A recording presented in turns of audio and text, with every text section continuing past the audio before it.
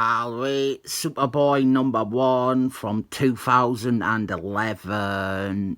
And if you think for a minute I am not going to slam John Jeffries for ruining Superboy in this video, then you are very wrong. I loved Superboy, this version of him, the 90s version. His solo series from 1994 is one of the best Superman books out there. Go and read that. It perfectly casts Superboy as his own character with his own world and his own supporting cast, all separate from Superman. He stood on his own. He had ties to Superman, but he was his own character. And then John Jeffries came along, and this is after Superboy had been successful for 100 fucking issues, and the unimaginative, uncreative Ack Fraud, who some people wrongly believe to be a messiah, he took one look at Superboy and thought he had to be a pale imitation of Superman, and retooled his backstory so that now Superboy is not a clone made from Superman's DNA, but a clone of both Superman and Lenny Luthor. So Superboy, who for 100 issues, and also 2 other series which starred Superboy, who had been his own character, he is now forever linked pathetically to Superman's arch enemy because John Jeffries sees a character like Superboy and can only see the name and thinks it means he has to be gripped tight with Superman, and that Lenny Luthor needs to be his arch enemy too, and his backstory needs to be Lenny Luthor. And this isn't written by John Jeffries, thankfully. That is a boon. John Jeffries, there has never been a character that John Jeffries hasn't reduced to a one-dimensional pastiche of what came before. Here is Pantsless Stranger, a character that I would say has no excuse for being in a Superboy book, but I will give it a pass because this does follow years of John Jeffries refusing to let Superboy do or have anything that isn't already Superman's. Enough about him though. I am sure his sycophants already did the thumbs down 2 minutes ago, so fuck off and read your uninspired Jordan Albert and Barney Allen Mary Sue comics and call it reinvigorating and fixing the DC universe.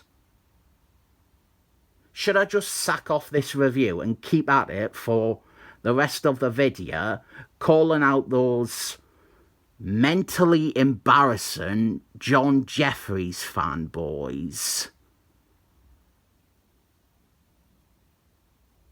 Nah, I won't.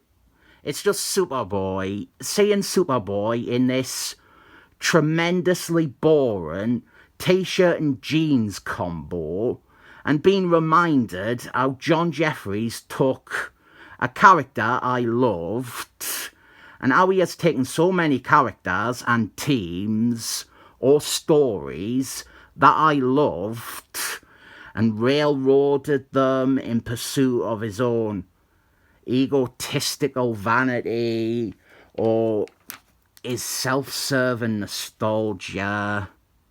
I could keep complaining about stuff because this page, as Pantsless Stranger, refer to a great darkness.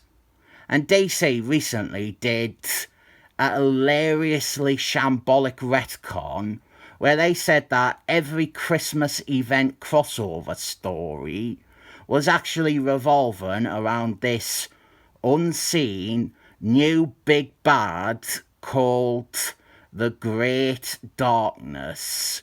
And Darkseid is like his sworn enemy. And actually, Darkseid is almost a hero. But I'm getting off track Gannon on that rant. And I've already been on one. One of the setups for this series is Superboy is living in Sunnydale with the Marthas. And this is another corner John Jeffries pushed the character into. And yes, it is just so that this version of Superboy could vaguely match the Silver Age version. It was just kid Superman. I am sorry, it's inevitable. It's unavoidable. Everything that this poor writer here is having to write an okay comic around is shit forced on Superboy by a talentless piece of turd who is incapable of thinking outside of his very small box. We have high school stuff, more of John Jeffries' bold innovation. Not needed for this character. Fucking Gans to the same high school as Lenny Luthor's niece. And sod off, John Jeffries. Why do you have to ruin everything? Calling someone small-minded is usually part and parcel of calling them a bigot. But John Jeffries is small-minded in a very different way. Bad guy is Parasect. I like Parasect, and I didn't mind Superboy fighting some of Superman's baddies. At least ones like Parasect, who do get around the DC Universe quite a bit. In fact, issue 6 of the original series had him fight Parasect as well. It's kinda sad seeing the adverts for all the new series in this because they were all doomed from inception. The New 52 reboot was happening, and even this Superboy series counts towards that. It all feels like DC were purposely trying to hoodwink everyone, even the creators working for them, that the New 52 wasn't going to happen, or that it wouldn't interrupt their work.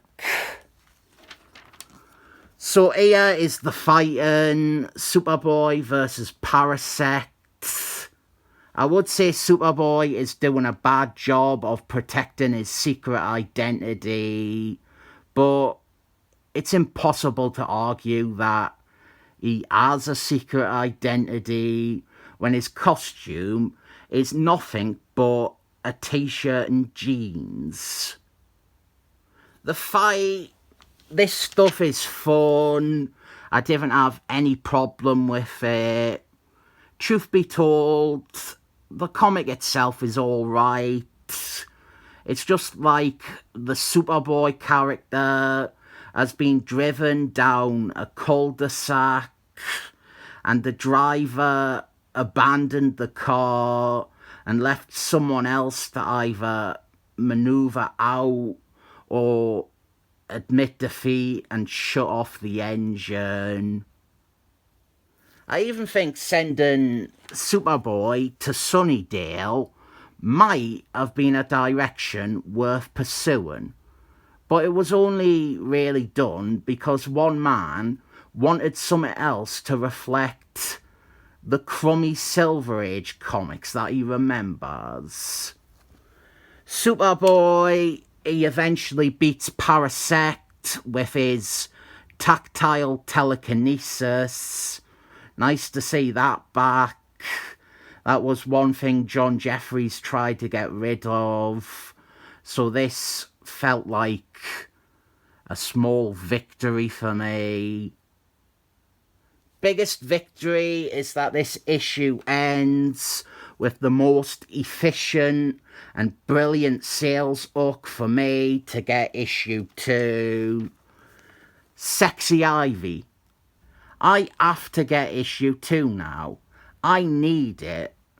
I simp for Sexy Ivy harder than John Jeffries' fans simp for inane, intolerable shit.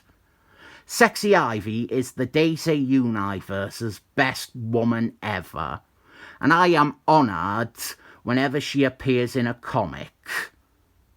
Before she became a model lesbian lover to a woman with the mind of a 12-year-old and nothing else.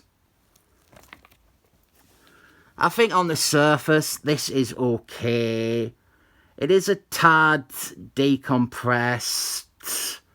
The main contention is having to deal with all the John Jeffries baggage. It is much better than New 52 Superboy. Let's leave it at that and a 7 thumbs up.